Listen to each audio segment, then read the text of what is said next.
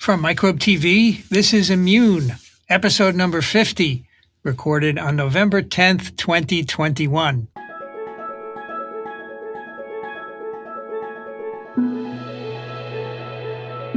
I'm Vincent Racaniello, and you're listening to the podcast about the body's defenders against disease. Joining me today from Ithaca, New York, Cindy Leifer. Hi, welcome back. Snowing yet up there? No, not yet. It was really warm this week, but we had a couple of crazy things this week. Another incident yesterday with schools going into lockdown and stuff. So it's been a bit of a stressful week, I will say. Also joining us from Durham, North Carolina, Steph Langle. Hey there. Great to be here. No bomb threats here. Good. But we do have 75-degree weather. It's quite nice. And from Madison, New Jersey, Brianne Barker. Hi. Just sun and 65 here. No bomb threats. Well, and grading, but that doesn't count. Threat. So I'm teaching my virology course online, right? And it's live streamed to a diverse global audience. And people are so excited to take exams. It's really refreshing. But that feels different, right? Well, they're older people and they have been out of school a while. And they're like, oh, this reminds me of college. I like it so much. And of course, there's no pressure for them to do well, right? I think that's a big part of it. Yeah, sure. I love that. And I listened to Tweevo and you said you're calling them sessions instead of lectures. Is that true? Yeah, I just thought I would call them something different, right? Yeah. I didn't want to even number them. And then someone said, you have to number them or I can't keep them straight. But I'm calling them sessions as opposed to lecture, which is different. I don't know. It's not really different, but I thought I'll have to hop in the DNA virus section because I only think about RNA viruses, so I could get a refresher. So we're halfway through the course. Oh, yeah, halfway through. Sorry. Wow. No, I was going to say it's really interesting how things are evolving and changing. So this going online and the virtual presentation of information that we can all get access to is really exciting. I know the students are really happy, though, to be back in person for the veterinary curriculum. I don't know about you, Brianne, if your undergraduates are really excited as well. Yeah, they are very excited. I think that I hear again and again how difficult it was for them to deal with online learning. And so they're just so excited to be kind of back to somewhat normalcy. But I think it's been a hard transition too, though. I know the students, and I don't know about yours, but we had open book exams last year because there was really no way to assure integrity. And so now these students are not used to taking a closed book exam, and it's extraordinarily stressful for them. And I had not anticipated that. Yeah, we're having the exact same issues. Wow. Yeah. So the one thing next semester I'm teaching in person, but the one thing I'm going to keep, I really like the online exams where they can just do it whenever you want. And this idea of me carrying in 150 stack thing into class and delivering them. I'm sorry, I don't have a pencil. Do you have a pencil? Let them take it anytime they want. Yeah, so we're still doing electronic exams, but they have to take it at the set time and the computer's locked down. Because we unfortunately had some incidents where people were on things they weren't supposed to be on during the exam. For example, the course website, looking at the stuff they weren't supposed to look at while they were taking the test. See, I'm impressed because I wanted to get away from my online exams as quickly as possible. Oh, interesting. I had a couple of situations where the website that was hosting the exam crashed mid-exam. That happened. And it was so stressful to try to figure out how to deal with that that I would happily not give an online exam again. And in fact, what I ended up doing quite a bit in the spring was having my exam written sort of as a Word document and emailing it to the students and them having to email it back to me, having typed the answers in. Because then if they didn't have good Wi-Fi, they could be off Wi-Fi while they completed it. Right. And you didn't have to deal with handwriting. Right. I didn't have to deal with handwriting either. That's also key. That's another alternative. Yeah, I think that's fine. But I do like that it's automatically graded also online, right? Yeah. You have to still check it, but I like that too. So I'm going to keep that. And plus, I don't have to donate I don't have to devote a class to exams, right? Right. Right. Which I like. Yeah, definitely. I like that. I mean, silver linings. You hate to say it, but COVID has allowed access to online learning and a greater quality, and for a diverse amount of students, right? Non-traditional students. So, Yeah. Vincent, what you're doing is great. But yeah, it's difficult, and a lot of my friends who are teachers in K through 12. It's really a struggle, right? Because those kids, they didn't have to focus longer than a couple hours last year, Yeah. and now they're back full time. It's hard. Yeah. Yeah, I'm noticing with my first year students, Mm-hmm. you can sort of see the difference in skills coming into college. Yeah. Interesting. Well, I did this as an experiment, but it seems to be working, and I'm going to develop some other courses in the future for sure. Good. Because people are thirsty for knowledge. It's great. For the Nice. science. I like it. All right. Speaking of thirsty for knowledge, I am thirsty for red blood cells, Sandy. We are kind of, we just passed Halloween, so it's a little spooky, a little relevant. Yeah, bloody, I guess. Yeah. Yes. That's relevant. So I'm in charge of the paper today, and I have now gone digital, so I have all my notes on my Nice. thing. So Nice. hopefully I won't. So hopefully you excuse me for looking down at everything, and I'm not putting my glasses on, so hopefully I can read this. So the paper today that we're talking about, I got really excited about because I, as a postdoc, was working on TLR9, and when I started my lab, I was working on TLR9 and signaling and localization and what cells express this receptor and all other aspects of this. And so we've diverged out from that. We've kept a core on TLR signaling for the whole time I've had my lab, but this particular paper caught my eye, and the title of the paper is DNA binding to TLR9 expressed by red blood cells promotes innate immune activation and anemia. And I thought, well, this is really, really cool. And so the first author is Matthew Lamb, and there are a lot of, there's two first authors. Am I correct on that? Let me look down. I don't think so. I think that it's just one first author. They're at the same place. But this is coming out of Neelam Mangalmurty's lab. I really wanted to say that correctly. I hope I got it right. Mangalmurty. I think you're good. Yeah, Mangalmurty. So I just thought this was really cool. It's a cool idea. It's really interesting. It's not the first paper that she's published in this area, and I'll kind of introduce that as we go through. But this adds to our knowledge of what TLR9 is doing on red blood cells. And as by way of background, I started thinking about this as I was putting this together, and I'm like, well, are red blood cells really involved in immune responses at all before this? This is really totally new. And it's not entirely new. So we all know red blood cells carry oxygen. They have hemoglobin and they bind oxygen and transport it around. They go to the lung, they pick up the oxygen, they go into tissues and they release the oxygen. And we all know them as these donut-shaped cells, right? They have the divots in the middle because they're not nucleated.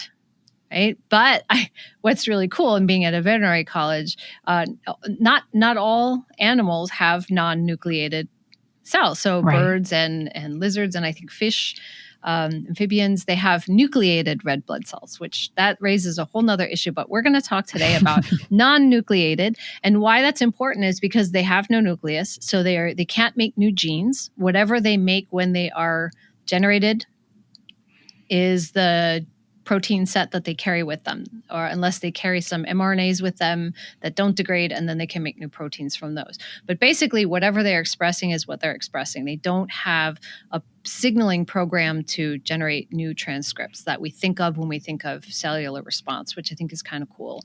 Now, we have I can't remember how many per milliliter of blood, but we produce 200 billion red blood cells per day, which it's astounding to me. That's just crazy. So our body is just churning out these red blood cells, and they last about 120 days. So there's always this continuous turnover. And the turnover primarily happens in the spleen and in the liver. And so these are places that macrophages will clean these red blood cells up. So they go through this process called erythrophagocytosis. So it's erythro because erythrocytes is another name for red blood cells. And so they eat these red blood cells. And primarily macrophages will recognize these dying or end-of-life red blood cells due to a decrease in the molecule CD47. And we'll come back to that because that was kind of important for the paper.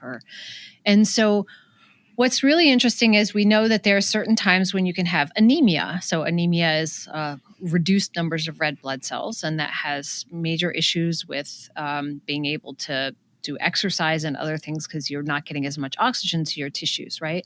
So decreases in red blood cells can happen during infection and during sepsis. And so those are two main causes, but it wasn't really clear or known why that would happen. And so I think one of the important things that we're going to learn from this paper is that it's one potential explanation for how you can have a decrease in the number of red blood cells. So this anemia that's associated with infection and sepsis. And so the cool thing is that these red blood cells do actually have immune functions. And those can be binding complements. So we've talked about complement before. It can attach to and immobilize pathogens like bacteria. And then as I was reading, I just got a deep dive into, how you find these things that you just never heard of. And there's this thing called oxycytosis. And I was like, oh, that's really cool. Interesting. So apparently bacteria become triboelectrically charged. And so I had to figure out what that was. So as they're flying through the bloodstream, there's like shear stress and they Right. bump into things. And so it charges them because of the friction that they have. And so when they get this charge, they stick to red blood cells. And one of the things that red blood cells can do is release oxygen. So to me, that sounded a little bit like reactive oxygen species that we think about as a mechanism to kill microbes. So they release oxygen from their hemoglobin. So their hemoglobins just spit out oxygen. And somehow, I guess in a mechanism analogous to ROI, reactive oxygen species, they kill bacteria. And then the bacteria become uncharged and they fall off the red blood cells and then they get cleared. And I just thought, oh, this is really cool. I had no idea that this happened. I'd never heard of it before. But just an idea that these red blood cells have been thought of as being, having immune functions before this new information came out. Yeah. Going into this paper, I don't think about red blood cells often or at all. I mean, other than, not in immunology, but you're right. It was really fun to go back and look at some of the literature. And because other species, red blood cells are nucleated, there's quite a bit of literature at fish and avian red blood cells, but it really also highlights that every cell is an immune cell, right? Yeah. Well, and At the end of the day. not only fish and amphibians, but one thing that I kind of have learned somewhat more recently is that rat red blood cells have nuclei. Rats? Yes. Interesting. Did not know that. Okay. Because some of my colleagues do some work with rats, and I was kind of like, maybe I could get rat splenocytes for a couple of experiments. They're not using the spleens. Right. And then I learned just how many things were different about some rat immune cells. Yeah. So those MDs that are out there, when you turn your nose down at veterinarians, realize that they have to learn not one, but every species, because as soon as they graduate, they have to be capable of, technically working on any species. They tend to specialize, but that's just something to keep in mind. You have to be able to deliver help eggs from a snake and also a cow. So, very diverse skill sets there. And everyone has a different skeleton and different drug sensitivities anyway. Right. But yeah, so it is not easy being a veterinarian. And it's not easy teaching veterinary immunology, except for that we usually stick to the human-related stuff and say, well, there are exceptions that you'll learn later for different species. Anyway. But yeah. So red blood cells have these immune functions that I wasn't really thinking about, and we don't think about the numbers of red blood cells. There's just so many of them, and there's all this thing about like bumping into immune cells and helping them get to the outsides of the vessels, and there's just all this other cool stuff that I read about that was really interesting. But so that's red blood cells, and they're going to play a prominent role in this because this group found that they express TLR9. And we thought of that typically as being expressed on B cells, antigen presenting cells and some macrophages, at least in mice. And so this changes the game and the landscape, because if you've got hundreds of millions of red blood cells and like 10 to 100 times more of them than there are immune cells in the blood, and these carry this TLR9, what the heck is it doing? Right. So what is TLR9? So TLR9 is toll-like receptor 9, and it binds to DNA, and it doesn't bind to any DNA, but it has specific sequence preferences. And they're usually CGs, so cytosine and guanosine, next to each other, and we call that a CPG motif. And I think we just put the P in the middle to make it easy to say, but it's phosphate backbone. If you change the backbone, you change the ability of it to bind. But anyway, so you've got the CPG motif. And so it's frequently found in bacteria, and it's also found frequently in mitochondrial DNA. So those are two main sources of ligands for TLR9. Okay, so you've got that. And so, but what about DNA and immune responses? So turns out that TLR9 as well as TLR7 that recognizes RNA can be involved in a feed-forward loop in B cells to cause more autoantibody production to RNA and DNA. So in SLE or systemic lupus erythematosus and other diseases, you can get triggering so that B cells will have antibodies specific for DNA. They'll bind the DNA, they'll take up the DNA, and then once it's in the endosome or phagosome, it triggers TLR9, which activates the B cell to produce more antibody. And of course, the antibody that it's specific for is DNA. So now you get secretion of large amounts of anti-DNA specific antibodies. Those then generate immune complexes when they associate with DNA, and then they can deposit in tissues, and you get all kinds of different problems in the skin. They can deposit in the kidneys and cause glomerulonephritis, and et cetera, et cetera. So these deposition of these immune complexes, including nucleic acids and antibodies, are a problem in diseases like SLE. I actually had a question for you, Cindy, about TLR9. Yes. So a lot of times when I think about TLR9, at least, classically in the teaching to an undergrad kind of way, one of the things that's important with TLR9 is its location. Mm-hmm. And so usually when I think of TLR9, I think of it as being in an endosome or a phagosome. So inside of a cell and in the place where either bacteria are going to be when the cell is doing phagocytosis, or something like that. And to me, when I first looked at this idea of TLR9 in red blood cells, I sort of thought, well, do red blood cells even have endosomes? They're certainly not phagocytosing or endocytosing bacteria.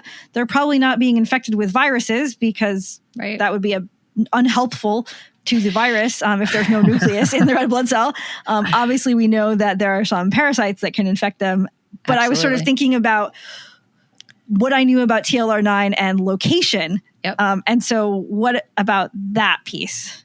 So that is the crux of what I was doing as a postdoc, is to actually define the localization and what controls all of that, and what are the biological reasons for that. And I and a couple of other groups characterized all of that. And yes, you are absolutely correct. It makes a lot of sense for us to restrict the localization of these receptors that can respond to nucleic acids to these compartments where you're going to see nucleic acids from microbes, for example. So you're not going to, right, and not ours, exactly. Right. So, except that it does happen, right? So, but if you're talking about a bacterium, remember that the bacteria is like a little sac, and it's got the DNA inside of it, right? And so it's not very useful to put TLR9 on the surface, because you're not going to see the DNA because it's inside the organism. Now, if you target using targeting motifs in the cytoplasm, if you target the TLR9 to the phagosome, well, guess what? When you internalize the bacteria and you kill it and you break it open and you start digesting it, now the DNA is there. So it's the right place at the right time. So this idea, location, location, location. Now, if you mislocalize it, and they've done that by, appending on motifs or swapping, domains of proteins. And if you put TLR9 on the surface, it does cause inflammations, because now you get response. Now, should there be a lot of DNA outside of cells? No, because we have DNases. They're bathing all of the extracellular environment to chew up those DNAs because we really don't want a response to DNA when we're not supposed to have it, right? So there's multiple, it's like an onion. There's multiple layers to regulate response to TLR9. So don't put it on the surface. Make sure you chew up all the host DNA. Put it only where you need it when you need it. Those are some of the mechanisms. But we know that they fail and you get response. And so one of the reasons why is, when B cells can detect that surface or detect the DNA outside of cells, they can pull it in and then trigger this feed forward inflammatory loop and production of autoantibodies. And then once you get the autoantibodies, you also now have cells like macrophages and dendritic cells that have FC receptors that can bind to those immune complexes and take them up. And guess what? The nucleic acids are associated with those, and now they can trigger the response, right? So it's all kind of this elaborate, multi-layered regulatory mechanism, but it does fail under certain circumstances. And we really don't, besides several mutations that have been identified in specific players, like, for example, in the DNases that are outside of cells, other than that, we don't really know why in some individuals this regulatory pathways fail and in others they don't. So that's still an open question. But we know these regulatory mechanisms exist. Sure. I was thinking, do some of these regulatory mechanisms also fail following viral infections, bacterial infections, situations with high inflammation? Well, so anecdotally, we know those things can happen. I don't know. Like, would they trigger some of the things that we would see causing autoantibodies to increase? Right. So, with a B cell, this, probably even better than me. The B cells are only going to produce antibody when they take something up, and they either get T cell help because they've put a peptide in the MHC and then they get a signal back that what they see is bad, or they have some sort of repeating peptide, either a glycoprotein or something like a nucleic acid, where you can cross-link the antibodies that are on the surface of the B cell receptor and get signaling that now overrides the need for the T cell help. And then you can get the production. So it's the perfect storm to be able to get that, overcoming the multi-layered tolerance mechanisms. Does it ever happen when you have a bacterial infection?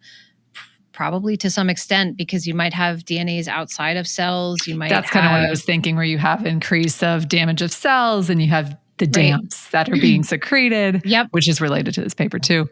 Right. So then what are your thoughts on red blood cells presenting TLR9 on the surface? And I thought it was crap. So I'm probably not the first person that was like, what? No way. But if you think about it, the motifs that we've identified and that others have characterized that regulate intracellular retention of TLR9 depend on proteins that are probably not expressed in red blood cells. Now, has anybody gone and looked at that? I don't think so. But we've defined some of the molecules, including UNC93B1 and others, that will move TLR9, retain it in one place and move it from one place to another, and make sure that we're not getting it on the cell surface, so that all those regulatory mechanisms are in place. But if you lack those proteins, then TLR9 doesn't traffic properly. Yeah, it just seems interesting that TLR9 would be on the surface of cells that are, 2 million a second produce. So an incredible number of cells. And that if those regulatory mechanisms fail on other cells in regards to localization, you have problems. So, and this paper, we don't really maybe get that question answered, but from your perspective, since you had worked on this, like evolutionarily, there's a lot of interesting things we can think about. Absolutely. And, one of the things that this group looked for in their prior paper was, is there signaling? And I think that there's lack of evidence that TLR9 signals on a red blood cell. So it's present, but it doesn't signal. So then what the heck is it doing?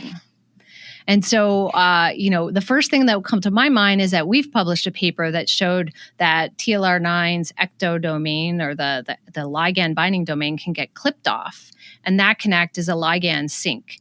So you can bind Right. up the DNA and you can prevent it from binding to the fully functional protein.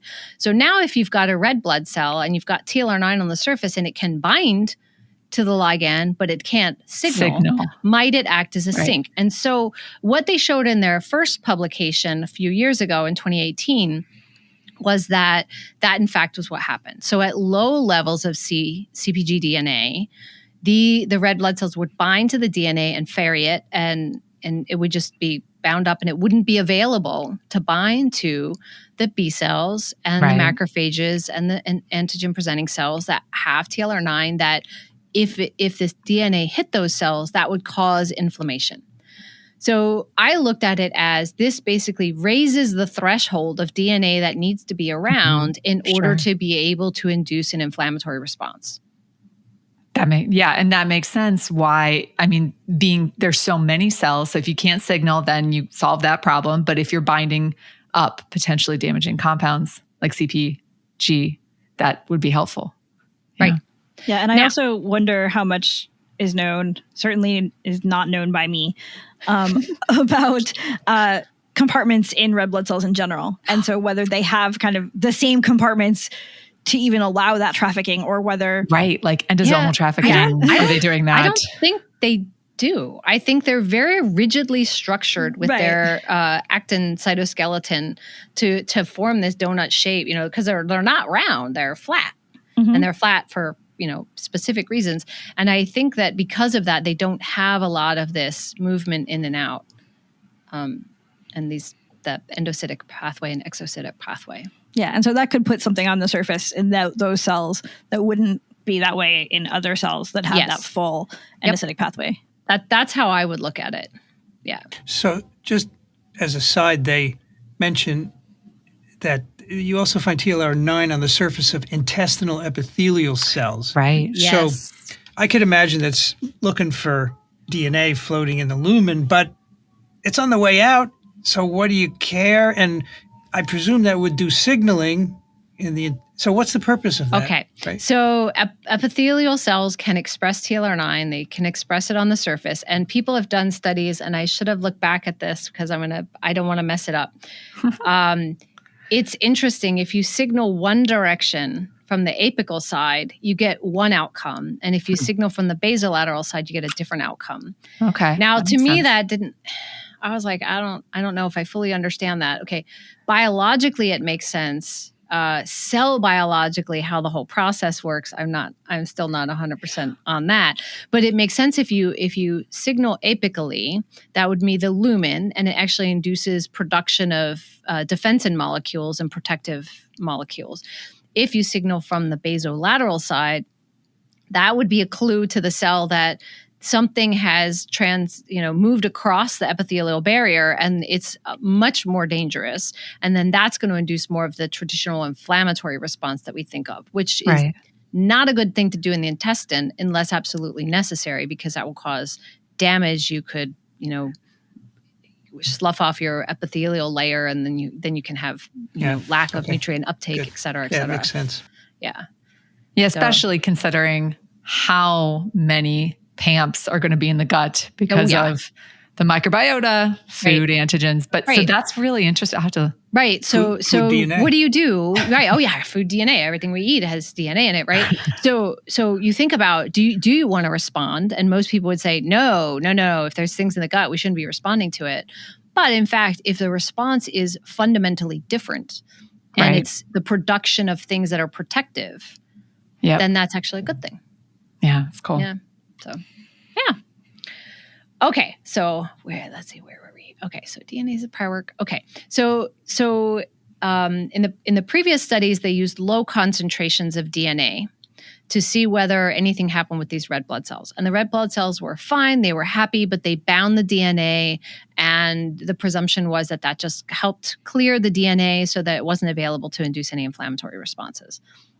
Here, they're proposing a different mechanism. And so one of the things that you need to think about is like, okay, is it one or the other? Is it sort of a spectrum? Because at low concentrations, they can suck up the DNA and just get rid of it, and it doesn't cause a problem. But what they're going to show is at high concentrations, it changes the red blood cells. And that actually leads to a fundamental outcome. And they provide evidence that this is not just a phenomenon, but if there is no TLR9 on red blood cells, it has an impact. And so I thought that was like the strongest data that came from this paper. Right. So it goes back to your concept of the threshold, where you need to go above the threshold to have some type of response, which a structural response in red blood cells is a pretty significant outcome. Right. Because that's also going to affect blood flow. Right. So part of the reasons why those are disc shaped is the blood flow through small capillaries that can squeeze through. Right. If you have bulging and disshapen or misshapen red blood cells, they're going to get stuck and cause a lot of thrombotic problems. Which, if we think about SARS-CoV-2 and COVID-19 and the amount of vasculature-related thrombosis that we've heard about, that's really interesting to pair with this paper. Yep. And you might want to keep that one in mind because they did think about that. So what's a paper without SARS-CoV-2 in 2021? Right, exactly. So I think the one other thing that I didn't say was that there is a generalized increase in the amount of cell-free DNA that you can observe in the serum and outside of cells during inflammation, infection, and sepsis. So we know that the DNA goes up. We know that the red blood cells can bind DNA. And so the question is, at higher concentrations that are associated now with high levels of inflammation or sepsis, is there anything different that happens about these red blood cells? So what they do, so they've done a lot of things prior to this that they didn't really go into great detail about, and that is, they've previously done ad nauseum lots of control experiments to show that this TLR9 does in fact bind DNA, and they've pulled the DNA off the red blood cells and looked at the sequence, and it has CPGs, and so a lot of that groundwork is already there, and it's just sort of assumed that that you're going to believe that red blood cells do express TLR9 on the surface, and they do respond. They do bind DNA. I'm glad you brought that up, because I was going back to previous papers, because when I was looking, it's like, okay, we're looking at the sequence and that's it. There wasn't like any co-precipitation experiments I'm like, is there another way to show me that this is real? But I guess, after reading the paper, I do believe it's true, but that was a point that I thought about. Yeah. And so it definitely was something that TLR9 people were thinking about. They're like, just because it's there doesn't mean it's doing anything. Well, what would be an additional experiment that would help for you? No, I think that, they did some additional experiments here where they treated the red blood cells with the DNA, and they pull the DNA back off, and they can see it there. They've also isolated red blood cells from people and from mice, and they can show that it has DNA bound to it, and they do DNA treatment and show they lose the ability to PCR it up. So there's really quite a robust set of data that I do believe that this binding is real. Sure. Yeah. So they show you that these cells express TLR9, and they have some really gorgeous microscopy. If you have a chance to check out the paper, the red blood cells, what would you say it kind of looks like? It's like a circle with a little squiggle in the middle. It's really interesting because of the shape of the red blood cell. When you do confocal microscopy, you see an outer ring and an inner ring, and so it's very cool. Clear that it is on the surface of these cells. They show the staining of a control molecule on the surface, and then they look for TLR9, and it co-localizes with these spots, these on the surface, and it's in these spots. So it's not just anywhere on the surface of the red blood cell, but it is actually in patches. And I don't have any idea what that means, but it suggests maybe that it's associated with something that's controlling its, specific localization. Yeah, they were looking at throughout their experiments the localization of TLR9 and another cell surface marker CD47, and that the localization changes depending on if you're in a homeostatic environment or if you had been stimulated with CPG. And so homeostatically, they're like these punctate, little dots. Yep. And what regulates that would be really interesting to know. Yeah, definitely. It's up my alley. Yeah, good. Okay, we'll look for your future paper. We'll see. But yeah, we have a lot of things on our plate right now, but we'll see if we go in and look at that. Yes. Because it is actually really interesting. Yeah, that's cool. Step 1, figure out red blood cell Milan, biology. don't freak out if you're listening to this. We're not going to screw me on that. If you want to look at that, let us know. We'll help you out with it. Anyway, so they wanted to see also, could it bind to DNA? I mean, they showed this in the previous paper, but they do this again, and they add different amounts of DNA from various different organisms. So they use a bacterium, Legionella, they use Plasmodium DNA, and basically they're just showing you that they can bind the microbial DNA. They use copies of 16S RNA so that they can show it's bound, and they do PCR. So definitely it binds, and they look at the percent of CpG positive red blood cells, and there's a dose-dependent effect. So the more RNA you add, or the more DNA you add, the more it binds. So that's all good. So one thing that one might think at this point is DNA is charged, red blood cells are charged, or is this just sticking, or is this real? And so you could kind of hold on to that one, because when we come back at the end, basically they've made a mouse that lacks TLR9 only on red blood cells, and that will show us that this really does have a biological effect. So I think this is really real. Okay, so one of the things they're interested in is they know that in sepsis or an infection, that this cell-free DNA goes up. And so the question is there now more DNA bound to the red blood cells? So in a healthy individual, how much DNA is bound to TLR9 on the red blood cell versus in a sick individual? So they isolate red blood cells from healthy and septic patients, and they look for the surface TLR9, and they look at the amount of DNA that's bound. And what they find is that in sepsis patients, there's more TLR9 on the surface, and that there's more DNA bound in septic patients to the surface of red blood cells. And then they also repeated that in a mouse model, so we know that it holds. So they did kind of a crazy experiment. They take fecal contents from a mouse, and they make a slurry, and then they inject it into another mouse and see if that causes an increase in TLR9 and in DNA that's bound to TLR9 on the surface of red blood cells. And then the last thing that they did was infect them. So they did an infection with Legionella and an infection with Toxoplasma. And in both of those cases, there was more DNA associated with red blood cells during infection. So we definitely have TLR9. The TLR9 can bind to DNA, and there's definitely more TLR9 bound to there's more DNA bound to TLR9 on red blood cells during infection.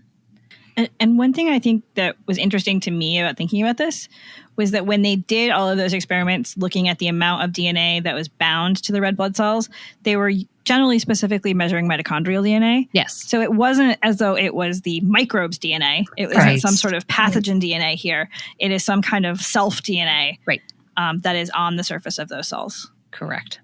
So so when those microbes cause damage, they're causing mitochondrial DNA release, and that mitochondrial DNA can then bind. Right. Yeah. So the damage can just be from inflammation. It doesn't have to be from a microbe, right? So if you had some non-infectious inflammation, that would do the same thing. Good question. They have not asked that yet. Yeah, so I guess it would have to require the damage of cells that would release mitochondrial DNA. Mm-hmm. Yeah.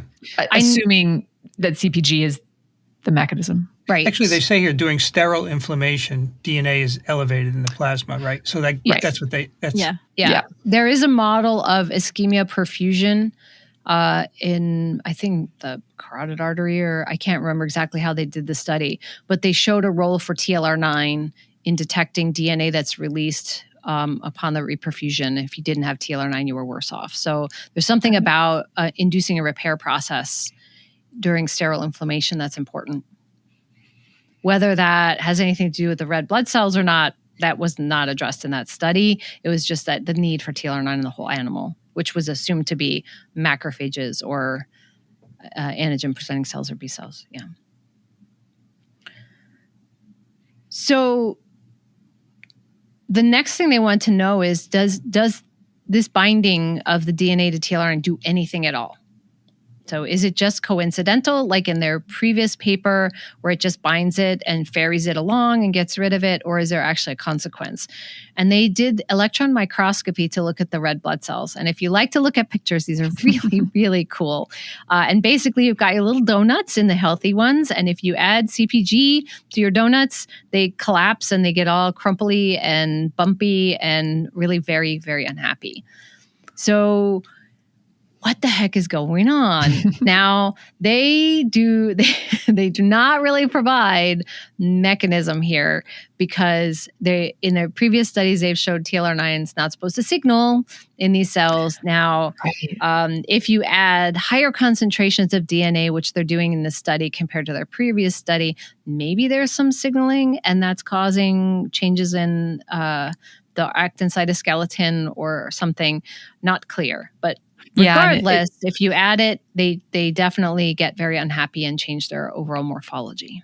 Yeah, and there was some interesting supplementary data about the membrane and membrane disruption or not. And so is that phenotype directly TLR9 induced, or is it an indirect mechanism by something else on the membrane that then induces TLR9? So unclear, but yeah, it could be membrane disruption or because the CpG alone did not disrupt the membrane. When I have to go find exactly where that was, but it was a supplementary figure. So without TLR9, correct.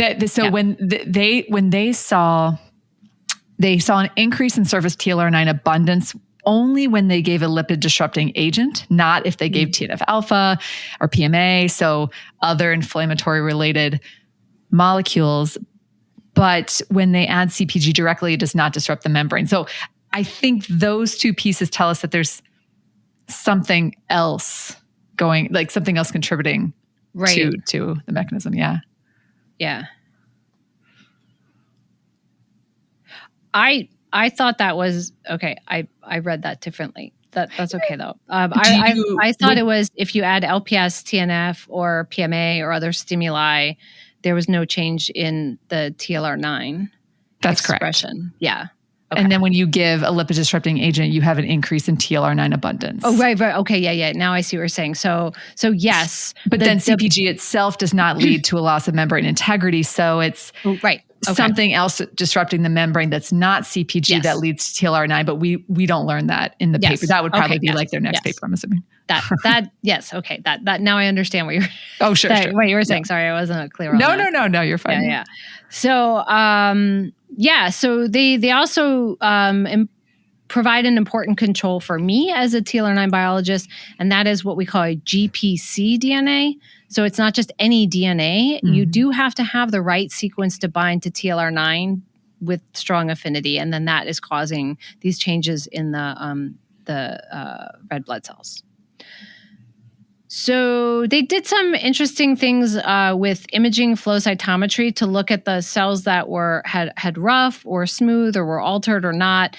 And basically, the more you increase the CpG, the more you get these altered red blood cells that have both CpG attached to them and TLR9. And so the ones that are funky looking are the ones that have higher levels of TLR9 and more CpG bound, whereas the red blood cells that look relatively normal have lower levels of TLR9 and lower levels of CpG.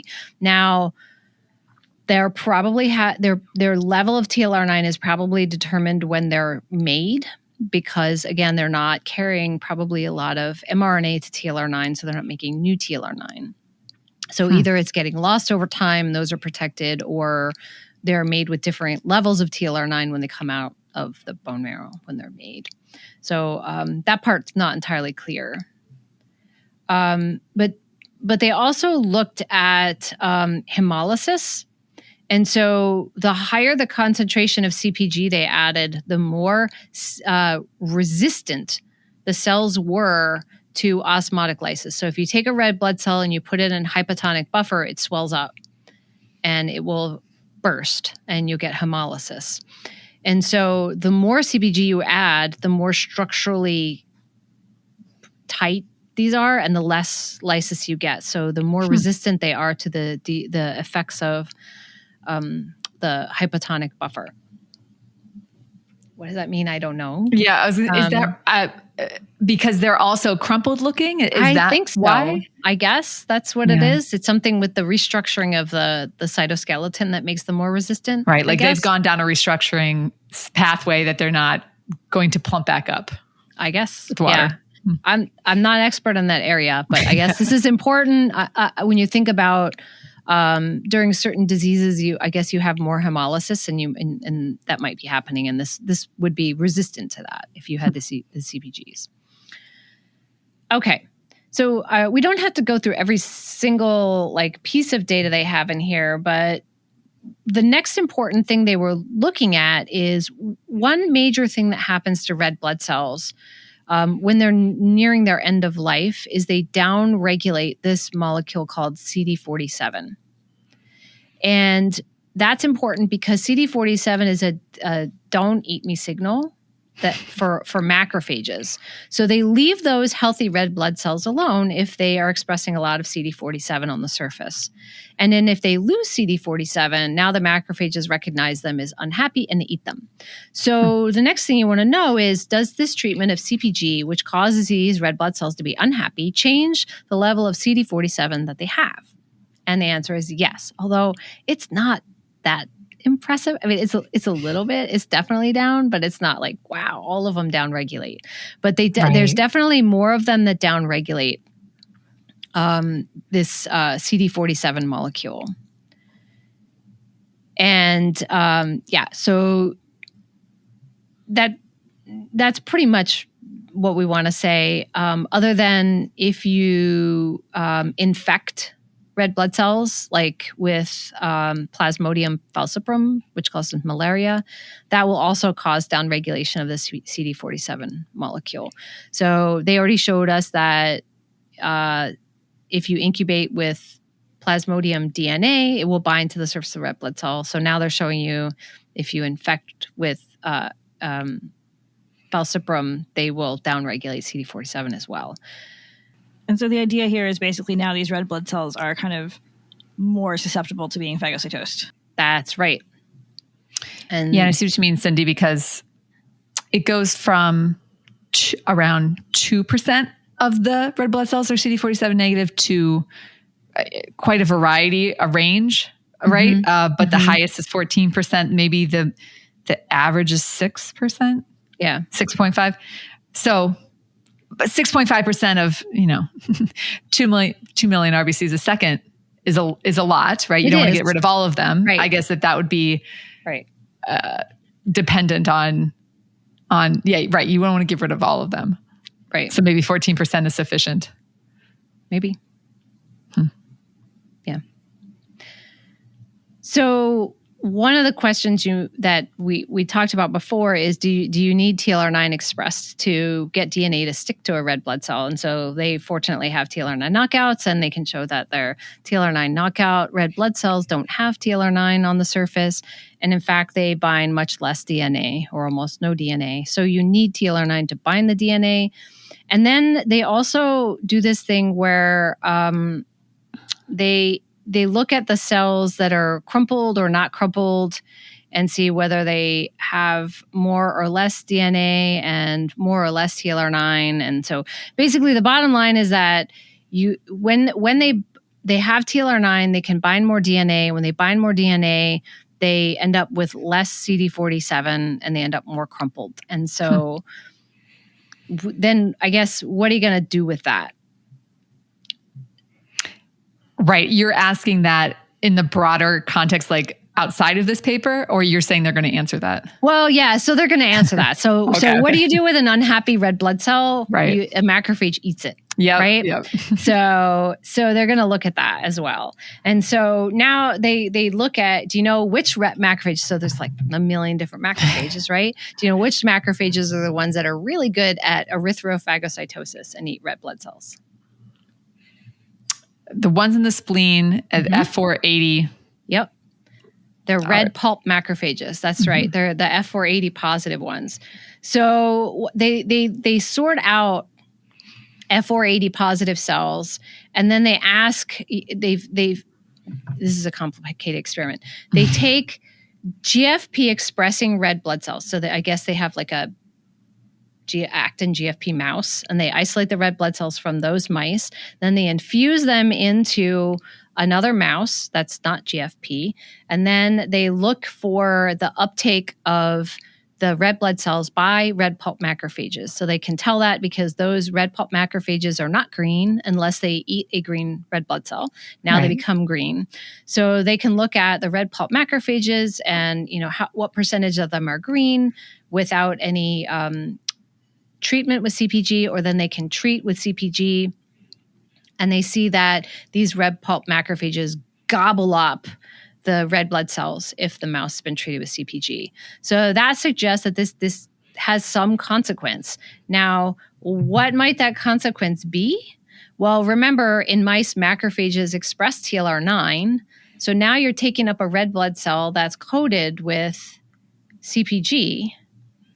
And similar to the idea of a B cell uptaking DNA and then triggering TLR9 in the endosome or phagosome, now you are taking up a red blood cell and putting it into a phagosome, and that's where TLR9 is sitting in those macrophages. So it might be triggering some outcome. So they're going to get to that. And I think that's really interesting because if you think about it, there aren't necessarily a ton of DNA binding PRRs on the surface of many other kinds of cells like macrophages. And it would be really bad if we were sensing extracellular DNA all the time. Right. But at the same time, if there's extracellular DNA, something really bad is probably going on. So that's what they're arguing, right? Because they're saying that the red blood cells in a healthy individual have very low levels of DNA bound to them. But when you have inflammation or infection, cell-free DNA goes up. It now binds to the red blood cells. The macrophages will eat those red blood cells that are now coated with DNA, and that could then potentially trigger those macrophages. So exactly. Right. So this is kind of like that regulation that you talked about earlier, where we have this idea where we don't want to have these DNA receptors kind of everywhere, and make them too easy to trigger. So it's sort of a neat little trick of this is a way that we can get some CpG DNA into the location where those receptors are in the macrophage by putting it on the surface of a red blood cell and then having that red blood cell get phagocytosed. That's right. Yeah. Okay, so it's not an effort to reduce the amount of DNA. So that's it's the signal to get the macrophages going. That's what you're thinking. That's how I was interpreting it. But I don't know, because I mean, is it just by chance that it ended up that way when really the purpose is to like you're just trying to get the cell-free DNA out of the blood. You're not necessarily I don't know. Like, I don't know if you could first. do that. There's so much DNA, and it would take a lot of cells to do that, right? Just a lot of red blood cells, right? And there's a lot of red blood cells, and so that could really help. But and that's why you get anemic, right? Because of this thing happening. Yep. Well, one of the reasons. Yep, we're going to get there. Yep. Because but I would just imagine if you instead put the receptor on the macrophage, if you got into a situation with cell-free DNA and activated all of your macrophages all of a sudden, that would be really disastrous. Correct. So this is a nice way of getting around that problem. We leave the DNA receptor inside the cell and just have a way to deliver the DNA to that receptor. Right. So it's going to cause a local inflammation where those macrophages are taking up the erythrocytes that are coated with DNA. Right. So now I'm using my eyeballs to see this. Hold on. Right. So they also looked at F480 low and F480 high macrophages. And in fact, the more F480 they had, or I shouldn't say macrophages, I should say cells in in the spleen. So the more F480 they had, the more red blood cells they ate up. And if those red blood cells were coated with CpG DNA, they ate more of them than if they were not coated. Now, this is an argument here that one could think about, and that is that if you eat 10%, if 10% of your F480 positive cells have red blood cells in them that are coated with DNA, if the red blood cells were not specifically incubated first with DNA, then if it goes up to 20% when you incubate them with DNA, how big a difference is that? So they eat red blood cells if they're not specifically coded in DNA. They eat more of them if they're specifically coded in DNA. So how do they know that, for starters, right? So I guess there's something probably about the morphology or the CD47 molecule that's allowing them to recognize these and eat more of them. But it's not saying that in healthy individuals, there's no DNA associated. Right. There still might be some. So does the macrophage know the source of that DNA? Does it matter? Or is it just a threshold that if they eat enough of these cells that have DNA on the surface, now they respond? That is sort of a rhetorical question, because I don't really know the answer to that. Because if you eat red blood cells, they're probably going to have some DNA on the surface if they have any TLR9. And then does that have to do, so could you imagine a scenario where the variation in TLR9 expression, whether a red blood cell has high or low levels of that, then to the same degree would trigger the internal TLR9 in a macrophage, like Brianne was saying? And so that's another maybe fine-tuning mechanism depending on how much TLR9 is expressed. Right. So probably it has to do with the amount of TLR9 that the macrophage expresses, and then also the amount of TLR9 that's on the surface of the red blood cell and how much DNA they bind, and then how efficiently they're taken up. Because if they don't get cleared in the spleen, they'd probably get cleared in the liver too, right? Right. Because they could just be eliminated that way. Although I might get corrected on that. I don't know. The main way that unhappy red blood cells are cleared, I think, is in the spleen and the red pulp. You could also imagine that maybe there's something else with the red blood cell, whether it's the CD47 or something else, that sort of gives a second signal to that macrophage. So in a healthy situation, you don't really signal the macrophage because you don't have anything besides the DNA. Right. Whereas in the case of the septic individual, you've got some other mystery signal. Yeah. So CD47, I think, is also a dampening signal. So it's a don't eat me, but it's also a dampening signal. So I guess the less of that you have, the more likely you are to respond as well. So there's probably a bunch of different things that are happening, right? So the question is, do the macrophages respond at all? Because they have this TLR9 and they take up these red blood cells that are coated in DNA. The potential is there, but does it actually happen, right? And the reality is yes, it does happen. So they did RNA sequencing and they see a whole interferon signature go up, which is not really a surprise because stimulation through TLR9 is going to induce an interferon signature. And that's really characteristic of autoimmune diseases when you have this hyper responsiveness and feed-forward loop to DNA or RNA. So then, I don't know how you guys feel about this, but they went to validate their interferon signature and they tested interferon gamma and IL-6. Instead of interferon. Neither which are in what I would consider an interferon signature would be type 1 interferons, right? Right, be looking for like interferon alpha, correct? Yeah, right. Interferon alpha and beta. I was scratching my head with this, but, maybe because that is what they saw in the RNA-seq signature. I don't know. Or just what they saw that was different. Maybe interferon alpha wasn't different. Unless I'm not seeing it. I didn't see interferon gamma in their list. They have things you're right. I don't either. Interferon-induced genes, the typical players that you'd see come up in the interferon signature. And when they looked at their GO pathways or whatever it is, it's response to interferon beta, defense response to virus, regulation of ribonuclease activity, type 1 interferon signaling pathway, positive regulation of innate immune response. Those are all type 1 interferon. The reason why we're laughing, for those of you that don't know, this aficionado, interferon gamma is type 2 interferon. It's not type 1 interferon. They're actually completely independent, have different receptors, different functional outcomes. Type 1 interferons tend to be antiviral.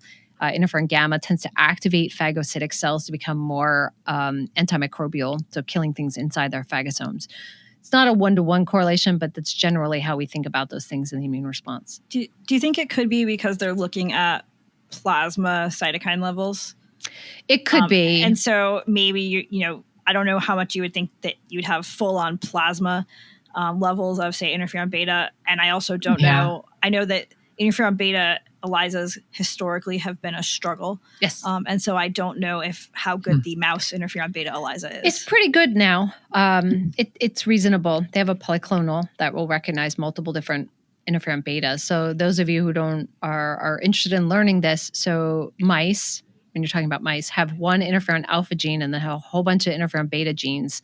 And so they're not the identical sequence. And so if you're trying to look at a type 1 interferon response by ELISA, it's easy to look at alpha. But if you don't capture all of the different betas, you might miss it because there may be some betas that are upregulated and other betas that are not.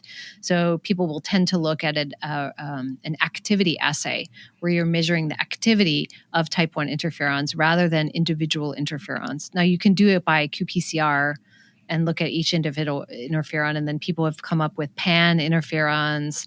I got that backwards. There's one beta and multiple alphas. Alphas? Oh. Sorry about that. Yep. Nope. I corrected myself before our listeners corrected me. Yeah. One beta, multiple alphas. But yeah, so the same idea holds, is that, but anyway, they look at these, what I would call inflammatory cytokines, which may be due almost to the original idea. Whereas if they're binding the DNA on the surface, so if they incubate red blood cells with DNA and then inject them in, maybe they're releasing the DNA and it's response to the DNA in cells in the blood that are responsible for this interferon and IL-6. I don't know, but I was a little not thrilled with that particular experiment, but whatever, Yeah. So questions about that part or thoughts on what we've gone over so far? So I think, and they mentioned the discussion, like the innate immune response in general, could really benefit from like single cell RNA-seq. Although I know, it's expensive and it won't show you anything for red blood cells, right? Because they don't have nuclei and you're not going to get any response. But you can definitely look at the other cell types. I was going to say more the macrophages to try to absolutely better understand what's going on and maybe answer the question about why type 1 and not type 2 or type 2, not type 1. Yeah. Yeah. I wonder in an animal with a nucleus, whether that would be different, right? Yep. Could be. So in, what is it? Is it chickens? That's the ortholog. That's the name, right? It's TLR21, I think. Mm-hmm. Yeah. Presumably those cells are going to be able to respond to a stimulus through this, and it might be completely different, which would be really interesting. Yeah. All right. So looking at what we got here. Yeah, what would be really cool is if they did that same experiment. I know this would be an incredibly hard experiment. And looked at the green macrophages that had internalized the green red blood cell and then did single cell on those green macrophages. Yep. Right. Mm-hmm. Well, I don't know if you could do it, but wouldn't it be cool if you had in the same... okay, so you label some red blood cells red RFP and some with GFP, and then you coat some with DNA and some without, and then you feed them both in and then see which macrophages take it up more and whether there are signaling events in response to each. But I guess unless you can show that once you coat a red blood cell with DNA, it never releases it or it releases less of it, I think that it might be really complicated. But you could do TLR9 positive and negative red blood cells and then incubate them all with DNA, and presumably the ones that but based on their data here, the ones that have TLR9 should bind more DNA. Mhm.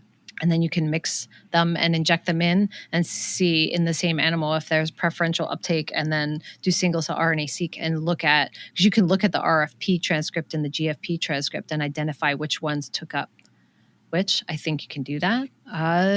Maybe not in the red blood cells. You might not be able to do that, but you could sort them. But you could sort. And then you could Yeah. do it and then look at their response and see if it's different. Yeah. I don't know. That would be fun. Cool. Yeah. Let's see. So then they started looking at anemic patients. Am I getting ahead of myself here? Oh yeah. So the next thing they did was show that that CD47 was really mediating this. So that the CD47 really was downregulated, and there was a preferential erythrophagocytosis of red blood cells that had lower level. So let me say this. So wild type red blood cells, when you incubate them with CpG, will downregulate CD47. So there's more CD47 negative cells. Now with TLR9 knockout red blood cells, there's a lack of this change in CD47, but their basal level is higher. So the number of CD47 negative cells is higher in a TLR9 knockout than in a wild type. So what does that mean? I'm not sure I fully understand it either, what's going on here, but without TLR9, so something about TLR9 is allowing the stabilization of CD47. And when you trigger TLR9 or lack TLR9, the CD47 expression goes down. And when CD47 expression goes down, the macrophages recognize them and eat them. And so then they show that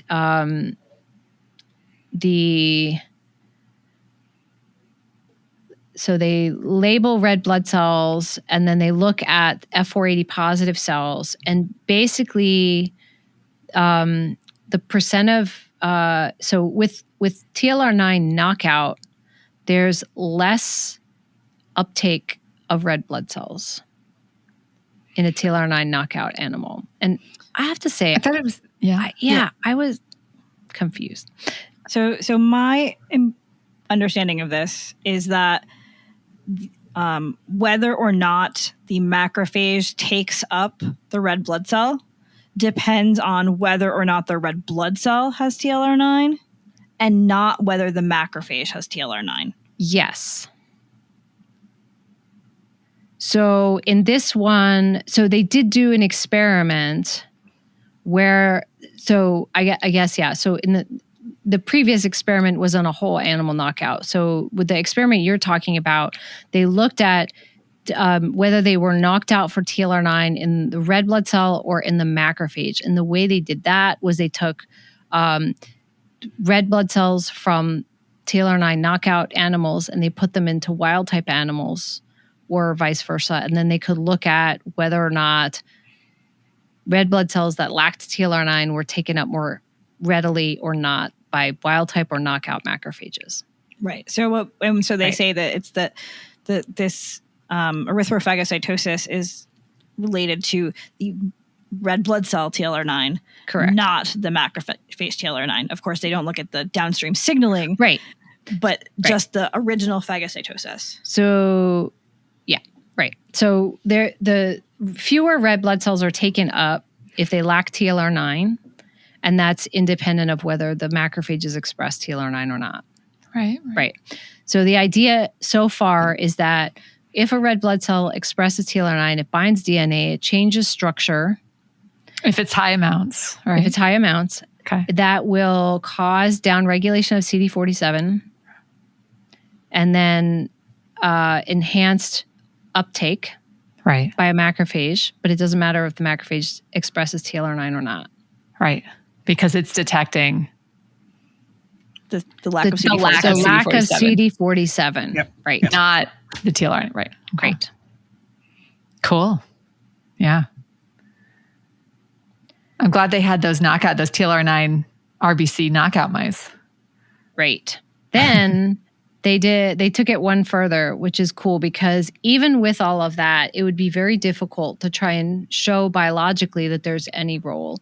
And one could always be arguing, oh, well, what if other cells express it or, anything. So what they did was they made an erythrocyte-specific TLR9 knockout mouse. So now in this mouse, every cell in the body that normally expresses TLR9 can express TLR9, but red blood cells are negative for TLR9. So if that's the case, one would predict that they don't bind DNA, they don't change conformation, they don't downregulate CD47, and they're not phagocytosed as efficiently.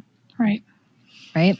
So yeah, I think the CD47 is slightly unclear because of the fact that they also show that they have higher levels. Yeah, they have higher levels. Yeah, I know. It's a little complicated. But, all right. So what do?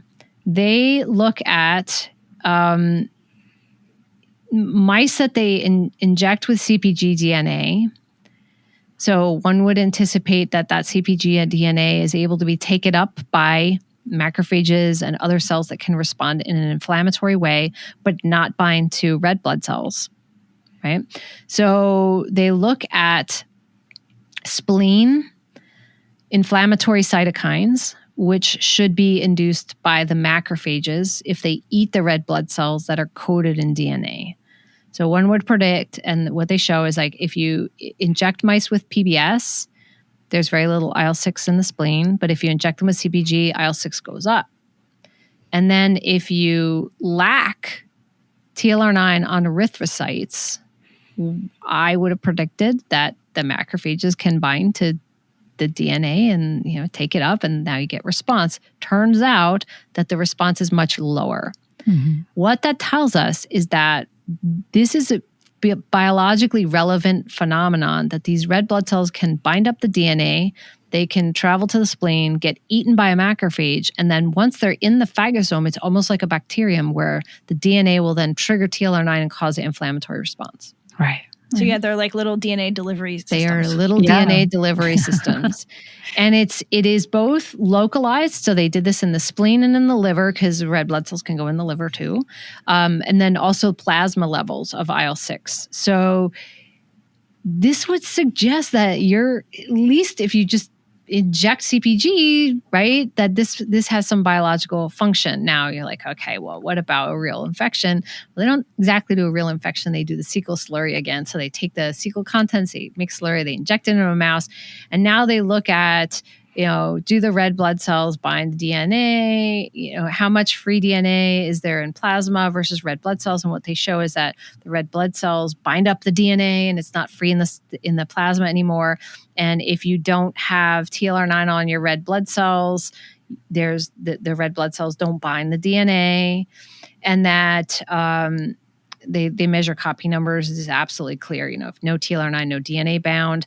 And then they look at TNF mRNA in the spleen, and what they see is that in a wild type animal, if you inject with the cecal slurry, the red blood cells, the cecal slurry, the red blood cells grab up the DNA, they deliver it to the macrophages in the spleen. The macrophages make the TNF alpha. Now you get the increased levels of TNF alpha in the spleen. And if the red blood cells lack TLR9, there's no TNF alpha. So it's just like as if they got media alone or something, or just control injection.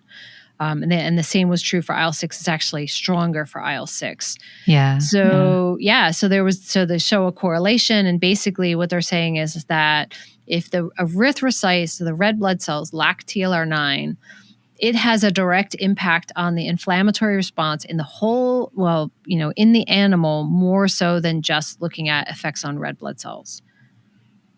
Right. And so you can imagine a scenario where if you have continuous cell-free DNA that is unregulated, or high levels, right? Because that's what this is modeling. Right. You would have this increase in macrophage, we're assuming driven IL-6. That's right. Maybe TNF alpha to various degrees. Which relates to infection. Right. Yeah. So one of the things that they're arguing is like, if now we know that this is a contributing factor, could we target TLR9 on the surface of red blood cells to modulate inflammation? Because anti-cytokine antibodies, which they mention, and which, we thought about during the pandemic, I mean, they have other consequences because your cytokines are used for more than one thing. So this would be a less immunosuppressive way of downregulating inflammation. And this also sort of would get at the question that we talked about earlier about, is the point of this, is the evolutionary point of this more to get rid of the cell-free DNA, or is it to have the red blood cell be the DNA delivery device? Because you could say, okay, so if we leave that high amount of cell-free DNA in your cell or in your body, but we just stop the signaling, you're going to end up with autoimmunity. But like what happens to you with that excess cell-free DNA? Yeah, it's not good. Right. So, right. And then I guess the consequence of taking up all this cell-free DNA, macrophages are always going to have TLR9. They're not going to not respond to endocytosed surface-containing red blood cells, CpG. So then it's just then a consequence. It's not like the purpose is to trigger this huge inflammatory cytokine storm response through this mechanism. It just is like the bystander effect. Right. Do you agree? Yes. And in mice. Right. Because guess what? Human macrophages don't express TLR9. Yeah. That's funny. So, are we sure all of them don't? You sure there's not like one subset that does? I should have looked into if we know whether human red pulp macrophages express TLR9. I don't know that piece of information. And maybe if a listener knows that, they could fill us in, because that is the important point, right? Whether any of the other macrophages express it or not isn't an issue. But if these don't express it, this isn't going to happen in humans. I'm just like merrily going along with this paper. I don't often get to think about TLR9 as a B cell person. And now you just like exploded my brain. So it says, I found a paper that says they do. Really? So red pulp macrophages in human. Okay. Okay. So well, but then, maybe it's a deal with this. Okay. So good. That's good. And maybe different subsets matter. So like maybe not all macrophages are expressing it. Absolutely matters. Yeah.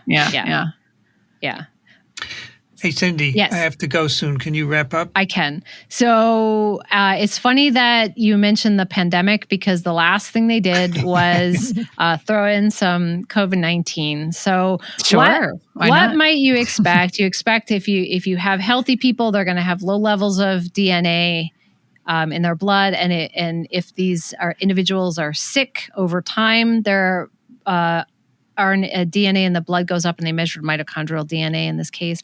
And it's more in moderate and more in severe cases of COVID-19.